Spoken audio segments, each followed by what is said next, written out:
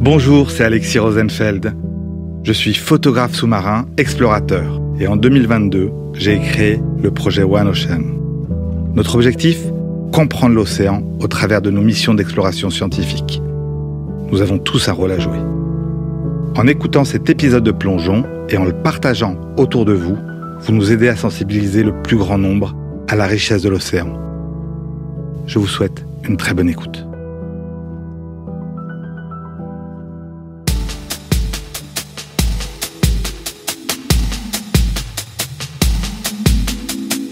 Décembre 2005, base scientifique du Mont d'Urville, Antarctique.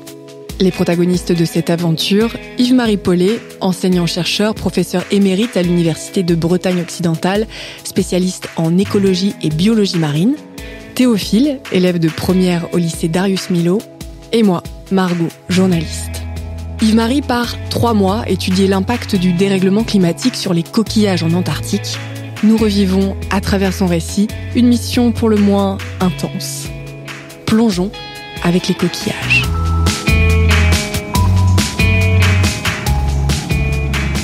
Nous sommes partis de Tasmanie, en Australie, à bord du bateau Astrolabe. Nous avons subi les vents les plus violents du globe.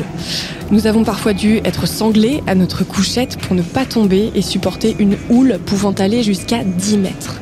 Après une semaine de traversée, pour le moins éprouvante, nous arrivons enfin en terre Adélie, en Antarctique.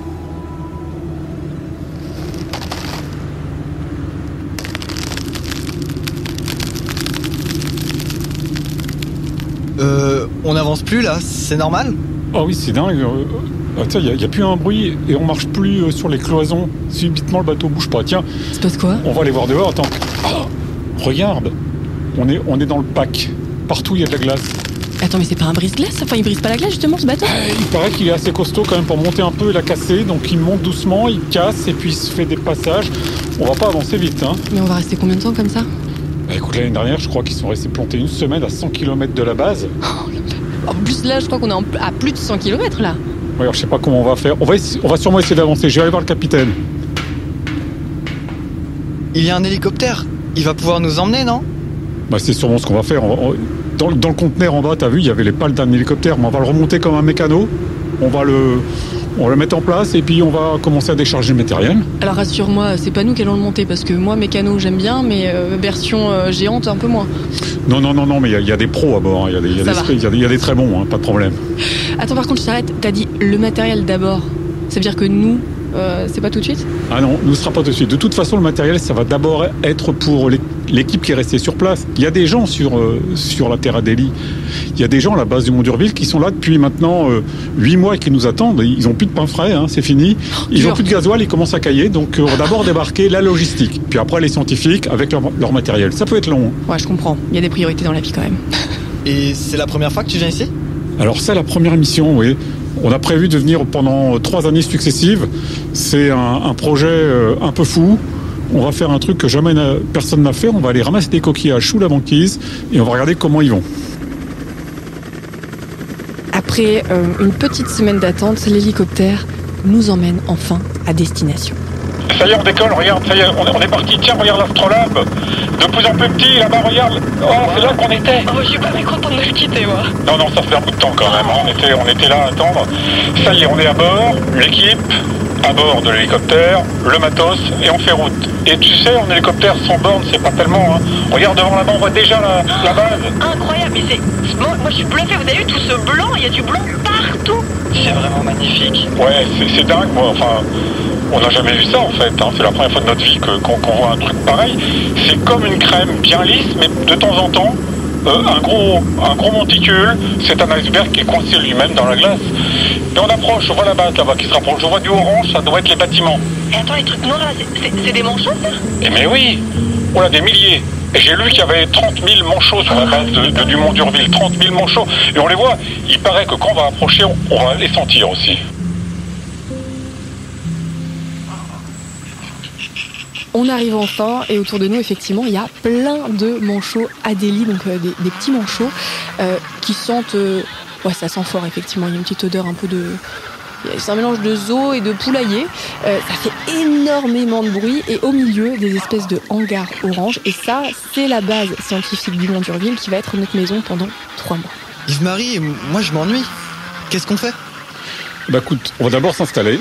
On va nous affecter à un endroit, je pense. On va nous dire, là c'est pour vous. Donc on a récupéré, on m'avait prévenu, on est 4, on a 4 petites chambres. C'est pas grand, hein, c'est des cellules de moine un peu. Hein. Ouais, c'est spartiate. Mais c'est très spartiate, mais on va pouvoir s'installer, c'est ce qu'on m'a dit. Et puis tout le matériel scientifique, les 2 grandes caisses qu'on a qui font chacune 1 tonne, on va les débarquer aussi. Et on va commencer à s'installer un petit laboratoire. On m'a parlé de shelter, c'est quoi ça ? Ouais, c'est ce qui là-bas on parle très anglais, hein, c'est très international. Donc les shelters, c'est des petites cabanes en fait qui sont des shelters, ça veut dire abri en anglais. Hein. Donc shelter from the storm, un abri contre la tempête. Et donc on va s'installer là-dedans. C'est des espèces de containers finalement, parsemés un peu partout sur la base, et on nous en a affecté un. Donc on va aller mettre nos caisses là-bas et mettre tout notre matériel, installer notre labo pour les 3 mois où on va être là. On n'a pas parlé du matos d'ailleurs, parce qu'on a vu effectivement les nombreux allers-retours de l'hélicoptère, mais c'est quoi le matériel dont on a besoin pour cette mission ? En fait, on a pris dans nos caisses, il y a 2 caisses. Il y a une caisse de matériel pour aller sous l'eau. Donc avec les plongeurs, il y a 3 plongeurs, il y a moi en tant que chef de mission, on a bien prévu le coup. On a des combinaisons étanches pour descendre dans l'eau qui va être à moins 1 degré, moins 2 degrés. Donc ça prend de la place, c'est beaucoup de matériel, c'est beaucoup de bouteilles d'oxygène, de systèmes de sécurité, parce que c'est pas si facile de plonger là-bas. Donc il y a tout ce qui est plongé. Et l'autre caisse, on a mis dedans tout ce qu'il nous fallait pour monter un petit laboratoire pour étudier les animaux qu'on va prélever. Voilà, donc ça fait du poids.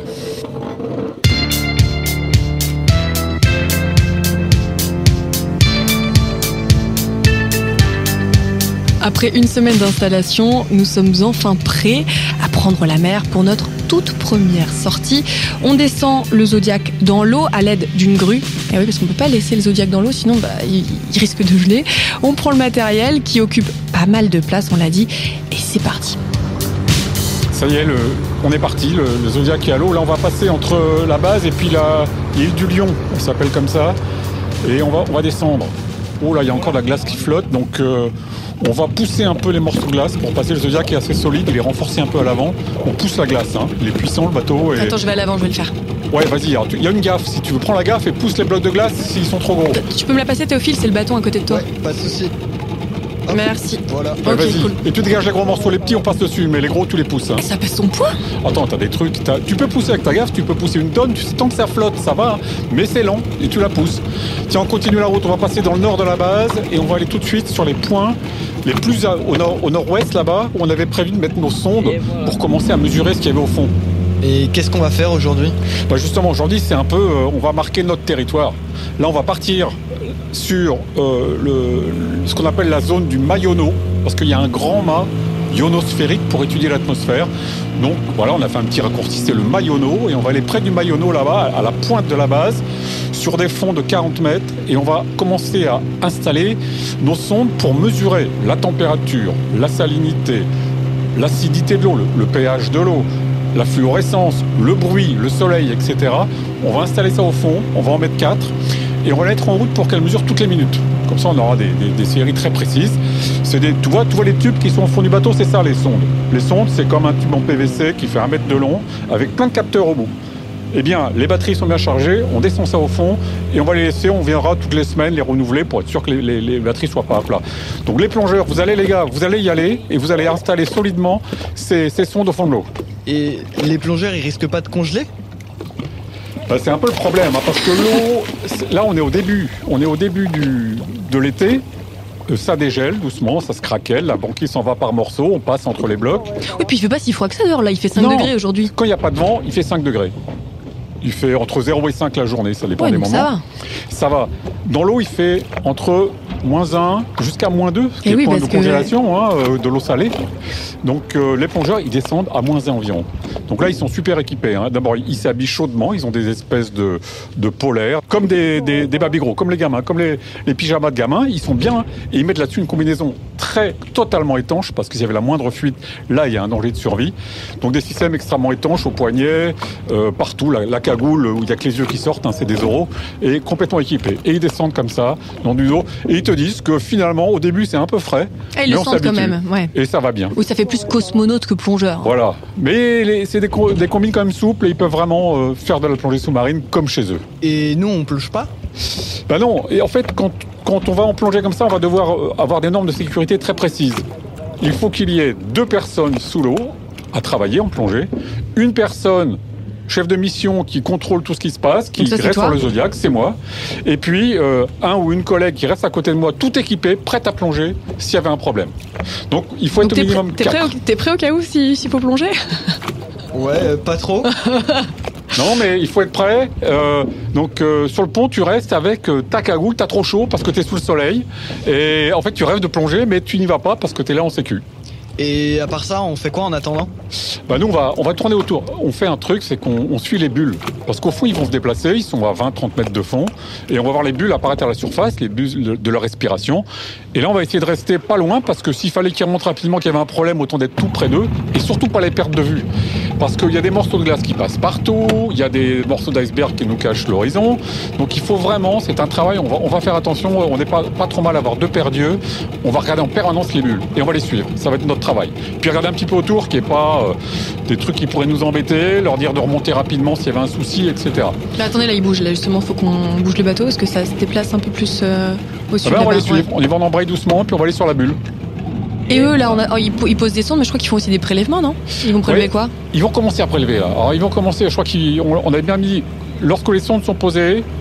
Alors, poser les sondes, c'est pas rien, parce qu'il faut les poser à des endroits où les icebergs vont pas les emporter. Parce que sinon, on les balancerait au fond de l'eau. Non, il faut les poser solidement. Il y a ce qu'on appelle des gueuses, des poids qui les maintiennent, et on cherche des infractuosités, des trous où elles seront un peu protégées du frottement des icebergs qui passent régulièrement. On n'est pas là pour surveiller en permanence.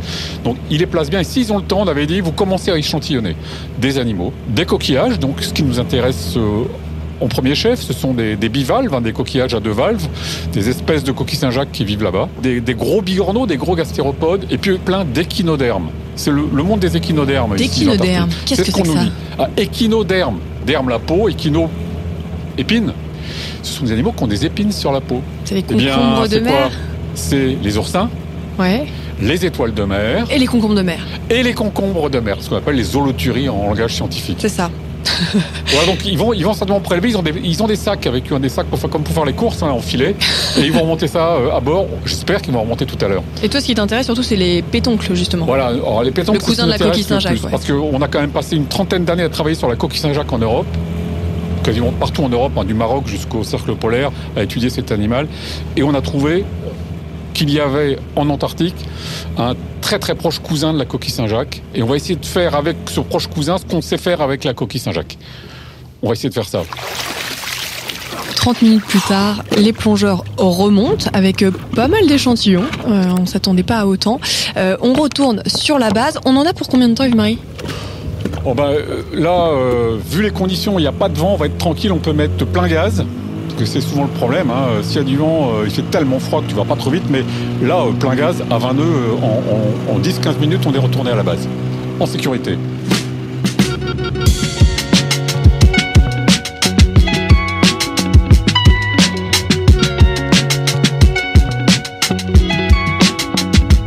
On arrive, on dépose les animaux dans le vivier de la station, parce que oui, il y a un vivier. Et avant de passer aux mesures, à tout ce qu'on va faire sur ces animaux, est-ce qu'on peut passer à la cantine, manger un petit bout quand même, Yves-Marie ? Ouais, alors on va passer voir le cuisinier, on va lui laisser quelques-unes, uniquement celles qui sont soit trop petites ou trop grosses par rapport aux études qu'on veut faire. On lui laisse nos pétoncles ? Pas beaucoup, hein. Et surtout celles qui auraient pu être cassées pendant les manipulations. Ces animaux sont assez fragiles. Les casser, nous, on ne pourra rien en faire pour la science, donc on va pas les jeter, hein. Donc on va aller voir le cuisinier, il en fera bien quelque chose, allez, une petite poêlée. T'aimes bien, toi, les coquilles Saint-Jacques, les pétoncles, ce genre de choses ? Ouais, carrément, c'est super bon. Et est-ce qu'on est sûr parce qu'il n'y en a pas énormément quand même, on est sûr d'en avoir un petit peu au repas, ou il nous les garde, il nous les met de côté ? Non, il va les cuisiner spécialement pour l'équipage, pour les scientifiques. Parce qu'on est quand même, en été, on est 40 sur la base, hein. Il n'y en aura pas pour tout le monde. Ah ouais. Bon, donc ça va être réservé. Bon, désolé. T'as ta réponse, que tu m'en parlais dans le bateau. Est-ce qu'on mangeait du poisson ? Du coup, j'imagine qu'on mange... Je sais pas si on pêche. Non, on pêche peu, en fait. On pêche très très peu autour des îles de Terra Deli. Il y a des poissons, mais c'est des petits poissons, et des poissons très intéressants et très étudiés, parce que justement, c'est des poissons qui résistent bien au gel, aux eaux extrêmement froides, qui peuvent être pris dans les glaces pendant un hiver, et lorsqu'elle se dégèle, repartir tranquillement, frétillant. Incroyable. Mais ce sont des espèces de petites tailles à la côte. Il faut aller, pour trouver des grands poissons, il faut aller un peu plus au large. Et à la base, on ne mange pas de poissons pêchés sur place. D'accord. Bon, on a pu prendre un petit morceau quand même avant de se remettre au travail. Direction le labo. Alors, est-ce que tu peux nous dire là, Yves-Marie, c'est quoi ? Qu'est-ce qu'on fait ? Comment on peut t'aider ? Bon, écoute, il va falloir qu'on s'organise bien parce que d'abord les animaux ils sont assez rares, il faut pas les rater. On va les disséquer et on va les sacrifier, c'est évident. Donc on va les ouvrir avec des scalpels très bien affûtés. On va ouvrir les. Alors on va parler surtout de ce qui nous intéresse le plus, hein, les coquilles Saint-Jacques, les pétoncles antarctiques. C'est quoi le mot scientifique pour ces pétoncles ? Fais-nous rêver. C'est Adamusium colbecki. Adamusium colbecki. Adamusium colbecki, c'est la petite coquille Saint-Jacques, ou le pétoncle, c'est aussi le nom qu'on donne aux petites coquilles Saint-Jacques du Grand Sud. Donc on va les amener au labo, on va installer, on va rendre ça le plus propre possible sur une table et on va les ouvrir. Que chacun soit bien équipé d'un scalpel, on va mettre des gants. Ok, allez, c'est parti. Et c'est parti, donc on les ouvre et on sépare les organes qui composent l'animal. Donc on va d'abord s'intéresser à isoler ce qu'on mange sur la coquille Saint-Jacques, le muscle, la partie blanche de la Saint-Jacques. Il y a la même chose sur la coquille Saint-Jacques de là-bas. On isole ça. On va isoler le corail, c'est l'appareil reproducteur. On va isoler la glande digestive, un espèce de petit organe noir qu'on trouve aussi sur la coquille Saint-Jacques. On isole tout ça. On numérote, on pèse. Et pour tout ce qui est organe mou, allez, on va congeler. Et tout ce qui est coquille, on les garde précieusement dans du coton pour pas qu'elles s'usent, qu'elles s'abîment. C'est des coquilles assez fines. Le pétoncle d'Antarctique, il n'a pas la grosse coquille costaud de la coquille Saint-Jacques. On peut facilement la casser et l'user. Faire attention. Dans le coton, et bien protégé au sec. Et voilà, on a pour chaque animal sa carte d'identité, le poids de ses organes, la congélation de tous ses organes et de sa coquille, tout ce qu'il faut pour travailler au laboratoire quand on va rentrer en France.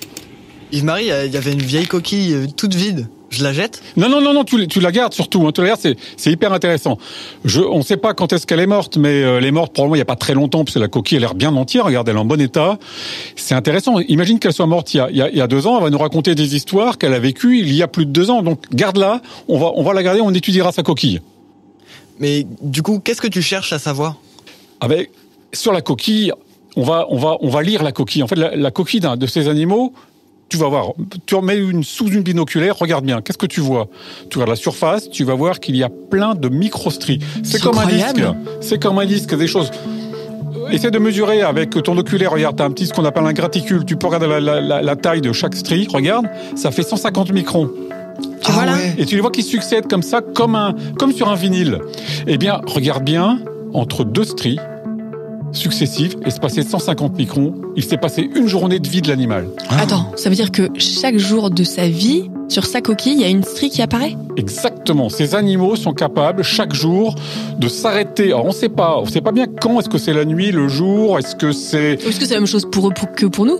On ne sait pas, est-ce que ça dure 1 minute ? Tout ça, c'est encore étudié, mais on est sûr, on a pu le calibrer de plein de façons. Elles s'arrêtent de grandir, elles font une marque. Et toute leur vie comme ça. Donc si tu es un animal qui a vécu 3, 4, 5, 6 ans, tu as des milliers de stries à compter. Et c'est là-dessus qu'on va travailler. On va les compter, on va mesurer la distance entre chaque strie, ce qui va nous donner un peu la croissance journalière. On verra probablement ça. Elle grandit plus vite, selon les saisons, selon les moments. Parce que la strie va être plus épaisse, c'est ça ? Voilà, la distance entre deux lignes successives sera plus ou moins grande. Ça va passer quand ça va mal, elle va pas grandir de plus de 50 microns dans la journée. Quand ça va bien, elle va grandir de 200 microns. Tout ça, on va le voir, ça sera une courbe de croissance. Tu sais, c'est un peu comme sur les arbres, sur les cernes dans les troncs d'arbres. Sauf que sur ces animaux, c'est chaque jour. Sur les troncs d'arbres, c'est chaque année. Mais c'est le même système. On va mesurer, compter les distances. Ça, c'est la partie, à la limite, la plus simple du travail qui nous informe déjà énormément sur le milieu dans lequel elle vit. Mais ce qu'on va faire aussi, c'est qu'on va pousser plus loin. Quand on va rentrer en France, parce qu'on a des équipements pour ça, on va, avec des systèmes microscopiques, avec des micro-perceuses, une micro-blaquet d'équerre, par exemple, qui fait 200 microns de mèche, ou avec un rayon laser, on va prendre un petit peu de matière entre chaque strie, chaque jour. Pourquoi on fait ça ? Un peu de poudre. Et qu'est-ce qu'on va faire avec ça ? Eh bien, on va analyser le contenu, quels sont les atomes dans cette matière, et ça va nous dire, parce qu'on a ce qu'on appelle calibrer, on a déjà fait ça sur la coquille Saint-Jacques, ça va nous dire quelle était la température de l'eau ce jour-là, quelle était la salinité de l'eau, est-ce qu'il y avait du plancton dans l'eau, quelle était l'acidité de l'eau. Donc l'animal, c'est comme un enregistreur, un magnétophone, qui en permanence enregistre tout jour après jour. Incroyable. Et le travail qu'on veut faire, Toutes ces infos. Et le travail, donc on va décoder le signal et raconter l'histoire d'un environnement où personne ne mesure rien en fait pendant toutes ces années. Donc l'animal, c'est finalement là, nos coquilles Saint-Jacques sont des assistants du chercheur, assistants de la science. Mais elles vivent combien de temps, ces coquilles Saint-Jacques ? Alors, si tu prends les coquilles Saint-Jacques en Europe, ça vit... c'est difficile à dire. On peut compter l'âge jusqu'à 7-8 ans. Mais comme la croissance s'arrête, finalement, tu n'as plus de stries pour te donner l'âge. Donc, on pense honnêtement qu'une coquille Saint-Jacques chez nous, ça peut vivre une quinzaine d'années. D'accord ? Sachant qu'au bout de 7-8 ans, on ne peut plus lire les années. Donc, on ne sait pas trop. Là-bas, on a des animaux qui grandissent assez vite, qui ne sont pas très grands. On a plutôt des animaux qui seraient sur des âges de 4, 5, 6 ans. C'est leur durée de vie probable là-bas.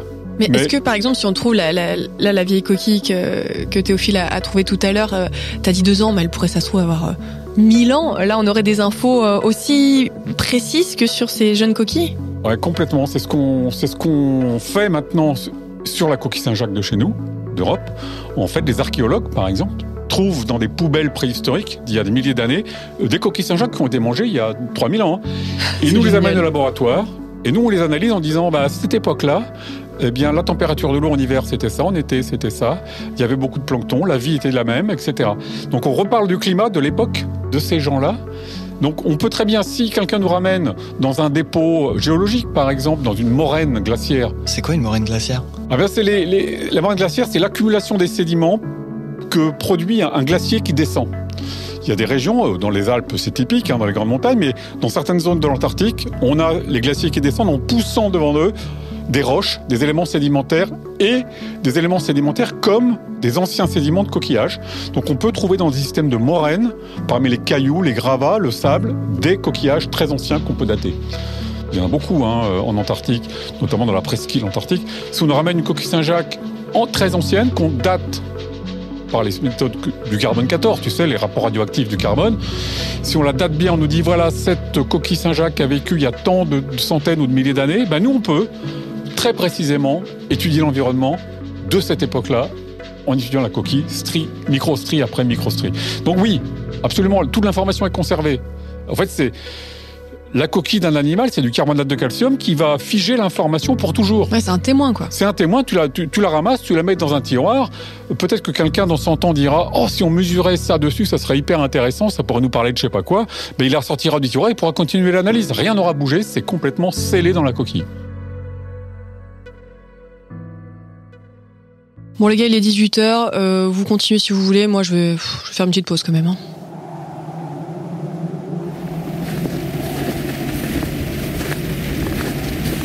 La nuit a été un petit peu compliquée, enfin je sais pas pour vous, mais je sais pas s'ils ont des volets à Dumont-d'Urville, mais moi dans ma chambre il n'y en a pas. Et c'est pas facile parce qu'il va falloir s'habituer aux jours constants, de l'été ici. On est reparti donc pour de nouveaux prélèvements. On est déjà sur site, les plongeurs sont dans l'eau. Mais là, il y a quelque chose qui ne va pas. Vous avez entendu ? Ouais, c'était un peu comme un souffle, non ? Oui. Et regarde là, à 10 mètres derrière. Ah, c'est quoi ce truc ? Non, c'est énorme. Attends, c'est pas un phoque, hein. T'as vu la tête, le cou ? Ah non, c'est un léopard. Oh ! C'est quoi le problème avec ces léopards ? Ils peuvent être dangereux ? Ouais, c'est des grosses bêtes, hein, et elles ont pas une réputation très sympa. Elles sont capables, avec des humains, de charger, de les manger. Elles ont une mâchoire absolument terrible. Elles peuvent ouvrir la mâchoire et il y a des tas de récits de plongeurs qui ont eu des problèmes. Non mais attends, parce que là, les plongeurs, ils sont en dessous du bateau. Nous, on est là. Bon, déjà, je suis pas sereine parce que je sais pas s'ils peuvent monter sur le bateau ou pas, mais on fait quoi, Yves-Marie ? Il faut qu'on les prévienne, là. Ouais, il faut qu'on les prévienne. Alors, attends, le protocole, c'est simple. Il y a des léopards, on envoie les pétards. Tiens, prends l'avant, dans le poste avant, là, dans la cabine, regarde. C'est pour ça, ce truc. Attends, j'y vais. Ouais. Je les trouve pas, ils sont où ? T'en cherches, ça déconne pas. Ah, c'est bon. Ok. Viens, bon, un briquet qui marche. Voilà. Oh là, c'est des gros pétards, hein. C'est comme à la fête. Hein. Allez, on les envoie. Tu les balances assez loin du bateau, vers là où il y a les bulles.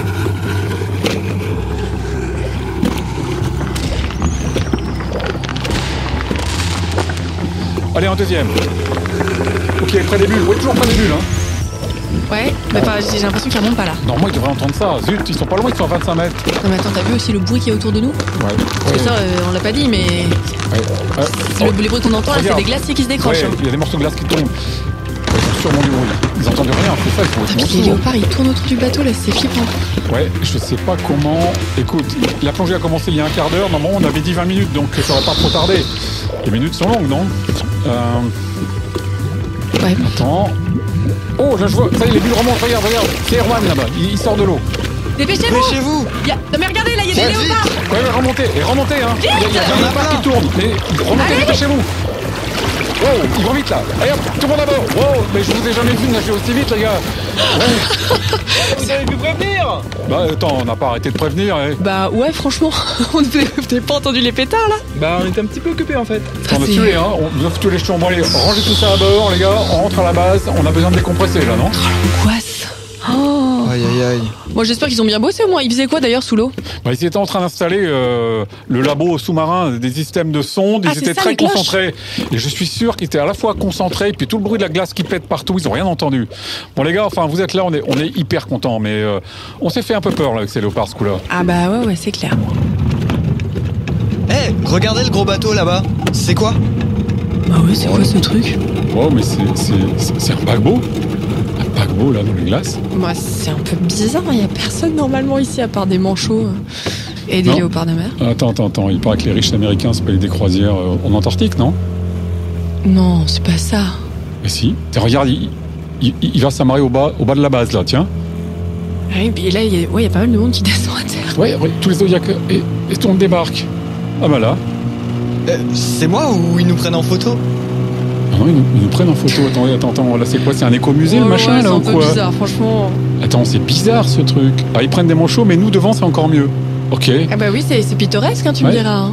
Ah ouais, non mais drôle d'évolution en Antarctique. C'est quoi, t'en as entendu parler de ce nouveau tourisme là? Ouais, c'est vrai que ça prend de plus en plus de place. Hein. Il y a même en France, il y a des gros projets de paquebots comme ça pour l'Arctique, l'Antarctique. Il paraît qu'il faut montrer aux gens comment le changement climatique est en train de s'accélérer, comme s'ils n'avaient pas compris. Incroyable, non? Ouais, bon. n'importe Moi je quoi. vous préviens, je ne signe pas d'autographe, ok? Ça marche. Non, on joue pas le jeu. Allez, on rentre à la base.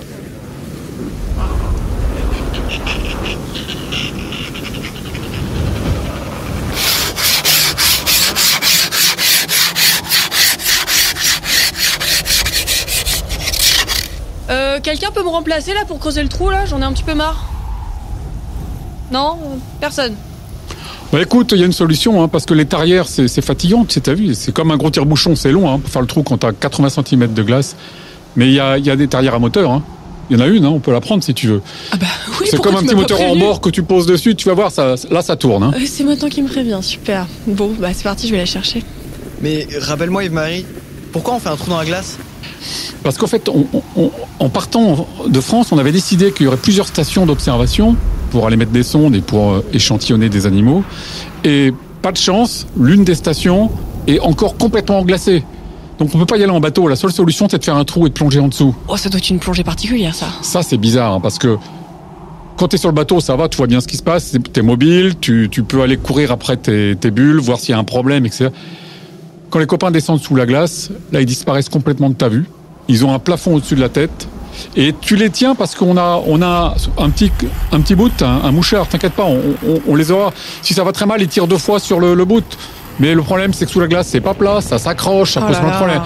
Moi, j'aime pas du tout hein, quand on est là. Il faut le faire, c'est le boulot, mais je préfère largement être sur le bateau. Ça y est, d'ailleurs, le trou est terminé, les plongeurs se glissent dedans, et là, ils entrent dans un monde parallèle. Mais les copains plongeurs sont hyper sympas parce que dès qu'ils remontent, ils me racontent tout ce qu'ils ont vu, avec des détails et des détails. C'est complètement fabuleux. Ils sont parfois complètement illuminés quand ils remontent. Et je crois que les plongées sous la glace, et notamment quand il y a des icebergs coincés dans la glace avec des tombants de plusieurs dizaines de mètres de glace verticale, là, ils voient des choses vraiment extraordinaires. Et on a la chance parce qu'un des plongeurs est photographe professionnel, donc Oui, quand même. il nous fait des photos et je crois que sans plonger moi-même, je vis vraiment ce qu'ils vivent. Et c'est des mondes extraordinaires. En fait, on parle des fois, qu'est-ce que c'est l'Antarctique, qu'est-ce que ça change? C'est quand même un lieu qui n'est pas du tout humain. sauf les scientifiques aujourd'hui. Mais c'est pas un lieu où l'homme a appris à vivre. Et donc, que ce soit les couleurs, les formes, les bruits, tout est extraterrestre, en fait, pour nous. Tout est bizarre. Et donc, je crois qu'il suffoque d'originalité dans la couleur et les formes. Il y a un petit côté un peu ville-miroir, tu sais, une architecture inversée avec ces icebergs à l'envers. Complètement. Et puis les icebergs, en plus, on dit iceberg, on imagine un bloc de glace, mais ils ont chacun une histoire. Il y a un des icebergs dans le nord de la base qui est resté planté sur le fond plusieurs années. C'est le problème. C'est le problème des icebergs. On imagine qu'ils flottent, qu'ils se baladent, mais souvent ils sont plantés sur le fond parce qu'ils ont des 40 mètres de fond. 40 mètres de fond, etc. Ils sont coincés. Et il y en a qui sont magnifiques. Il y en a un qu'on appelle le berlingot. Le berlingot, c'est une allusion à un bonbon qu'on mangeait quand on était gamin, à la menthe, avec des lignes bleu clair, ouais. Etc. Je ne sais pas si vous voyez comment c'était. Et il est comme ça. Il est énorme et il est plein de lignes bleues, d'un camailleux, d'une variation de bleu extraordinaire, mais d'un esthétique fou, absolument fou, dans l'air et sous l'eau. C'est quelque chose d'extraordinaire. Et en fait, c'est parce qu'il a fondu un peu, recristallisé, fondu, recristallisé. C'est une œuvre d'art naturel qui est plantée devant nous. Et on s'habitue jamais. En 3 mois à l'avance, on s'habitue pas. On passe devant Zodiac, on rase l'engin, et c'est extraordinaire.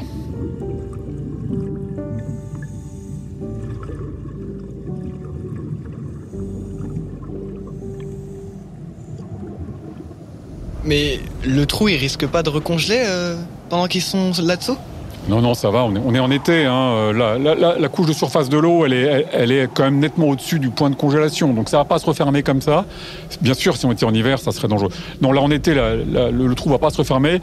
Ce qui peut se passer, c'est que sur ces bordures, il peut se casser, ça peut se boucher un peu. On est là, on a des pelles et on le maintient en bon état pour le retour.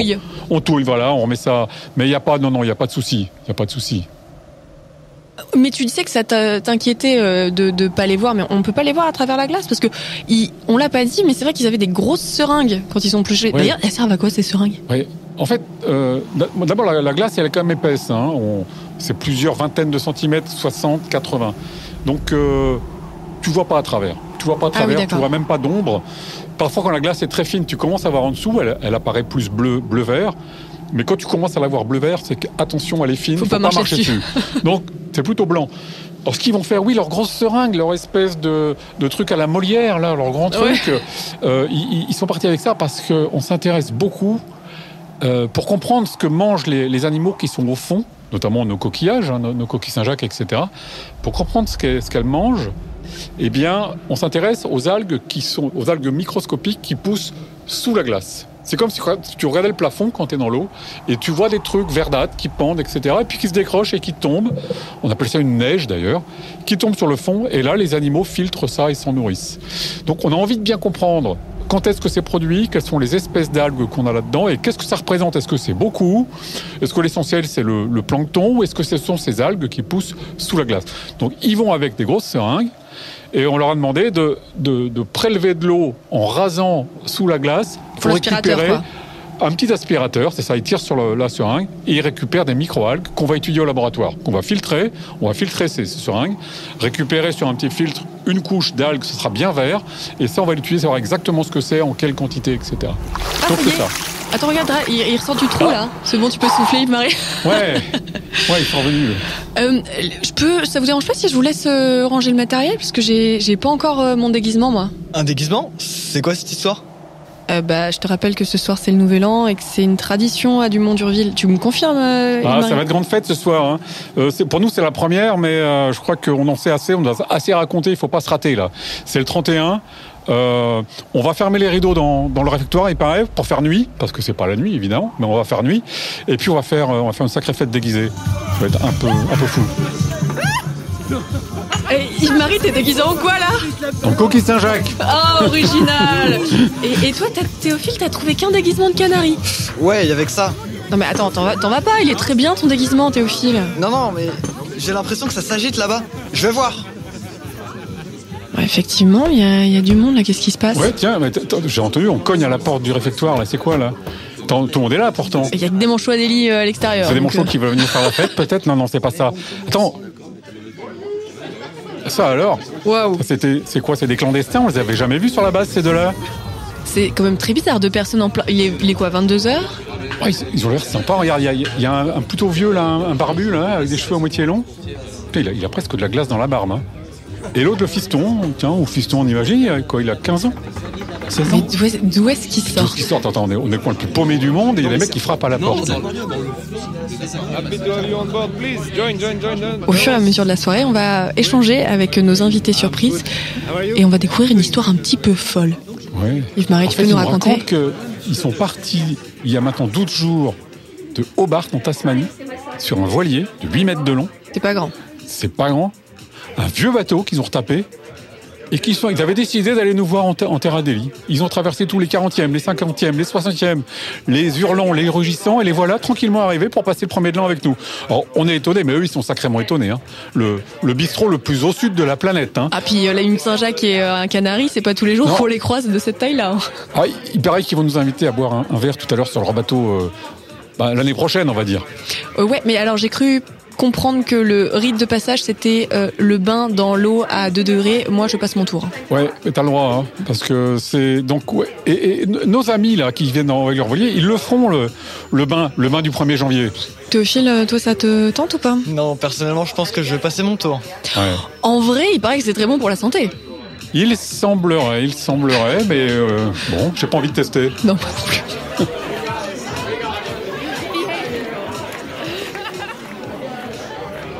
En 3 mois de mission, nous aurons la chance de sortir une 50aine de fois, de récolter une 100aine d'échantillons et de faire de merveilleuses rencontres. C'est la fin, le bateau qui doit nous ramener en Tasmanie est là. Je vous avoue que je ne suis pas très pressée de refaire cette traversée. Mais qu'est-ce qui ressort finalement de cette mission? Alors, il y a des niveaux variés. Il y a le niveau personnel, un moment de vie un peu fou. Découverte complètement intense minute après minute. Ce duo, la père-fils, il est absolument incroyable quand même. C'est dingue. Il y a des gens qui font des choses complètement folles. Pour la science, c'est un territoire tellement peu exploré. À la limite, on connaît un peu les grands fonds ou les fonds relativement importants autour de l'Antarctique, mais le littoral, la côte antarctique, on la connaît extrêmement peu. Les plongées qu'on a fait avec les collègues, c'est les quelques plongées au monde qui sont faites dans ces régions-là. Et on découvre une biodiversité extraordinaire. Donc on étudie nos animaux, mais on regarde autour. Donc on fait des tas de mesures, de dénombrement d'espèces. Et c'est à chaque fois des découvertes, à chaque fois des nouveautés. Et l'impact du dérèglement climatique, on le voit déjà arriver ici? Ils en disent quoi, tes coquillages? Eh oui, on le voit, parce que les coquillages, en fait, à travers leur microstrie dans la coquille, marquent les variations saisonnières. C'est-à-dire que ces coquillages inscrivent, on peut le détecter par la taille des stries, par la composition chimique de la coquille elle-même. On peut détecter les périodes où la glace est ouverte, c'est-à-dire que la lumière pénètre dans l'eau, et les moments où la glace est fermée. Donc si on étudie bien la coquille, c'est ça qu'on est en train de faire, on peut mesurer la durée, en nombre de jours, la durée de l'ouverture des glaces pendant l'été. Donc l'hypothèse, c'est que le réchauffement climatique entraîne un été de plus en plus long dans ces régions antarctiques, donc une ouverture de glace de plus en plus grande. Et même, on sait que par le passé, il y avait des périodes où il n'y avait même pas d'ouverture des glaces pendant l'hiver. Donc pour nous, ce qu'elle nous raconte, c'est que les ouvertures de glace sont grandes, elles sont là témoins de ces changements dans la glaciation du littoral antarctique. Donc oui, du changement climatique. Est-ce que c'est comme en Arctique, c'est une zone où justement le dérèglement climatique, c'est là où il s'accélère le plus? Non, il s'accélère. Il est très rapide actuellement en Arctique, ça c'est clair. J'ai également eu la chance de travailler sur le Spitzberg et on voit des choses qui sont énormes. C'est-à-dire qu'on voit des reculs de front de glace d'année en année. C'est effrayant et on voit le sol qui était gelé, qui dégèle, on voit plein de choses différentes. C'est beaucoup moins net actuellement en Antarctique, au moins pour cette partie de l'Antarctique. La presqu'île antarctique, c'est-à-dire en face du Cap Horn, en face du Chili, cette partie-là, montre un peu comme l'Arctique, un peu comme au nord, des variations extrêmement rapides. C'est moins net dans la région de Dumont-d'Urville. Mais on le voit par la durée de fermeture par la glace. Bon, il faut y aller, là, faut qu'on monte à bord. Je suis désolée, on regarde. C'est parti, on a dit au revoir à tout le monde, c'est bon? Salut tout le monde, on laisse ce qu'on appelle les hivernants. Bah oui. Les 20 et quelques collègues qui vont rester pendant 8 mois tout seuls, dans la nuit profonde, et à vivre enterrés finalement sous la glace parce qu'on ne peut pas aller dehors, il fait trop froid. Donc ciao tout le monde. On regarde la station scientifique s'éloigner, on a de la chance, le soleil aussi est venu nous saluer. Yves-Marie, moi j'ai 15 ans, et je me demandais, c'était quoi ton rêve quand t'avais mon âge? C'était pas un rêve, j'en avais plein. Moi, j'ai toujours eu envie d'être libre, de faire ce que je voulais. Et c'est peut-être ça le rêve principal, c'est de me donner les moyens de faire ce que j'avais envie et de faire des choses que personne n'avait fait. Que ce soit dans la recherche tous les jours, dans mes promenades, ou aller en Antarctique, mais cette idée d'être libre et me donner les moyens d'être libre. Donc j'ai poussé des études très loin pour ça, parce que plus on fait d'études, plus on est libre. Donc c'était ça mon rêve. Avec cette idée quand même de vivre au bord ou sur la mer, ce que j'ai à peu près fait. Donc c'était ça mes rêves. La liberté et la mer. Et aujourd'hui, c'est quoi ton rêve ? Mon rêve, c'est le rêve d'une grande réconciliation du monde. Des humains entre eux et puis des humains avec leur biodiversité, parce que nous on est nés de la biodiversité, on est en train de la détruire. On a besoin de la biodiversité, on est en train de la mettre à plat. Donc moi je voudrais une grande réconciliation, parce que des hommes avec les hommes et des hommes avec la biodiversité. C'est mon rêve.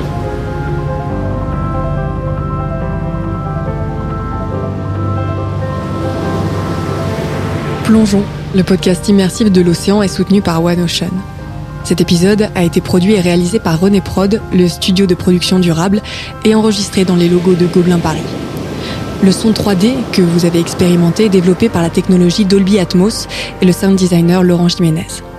Les notes de piano que vous entendez dans cet épisode sont l'œuvre de Guillaume Poncelet, musicien, compositeur et soutien du podcast Plongeons. Merci au lycée Darius Milhaud au Kremlin-Bicêtre dans le Val-de-Marne, un lycée public engagé dans l'éducation et le développement durable. Alors, on va pas vous demander de nous mettre 5 étoiles sur les plateformes d'écoute. Une petite pensée pour l'océan nous suffira largement.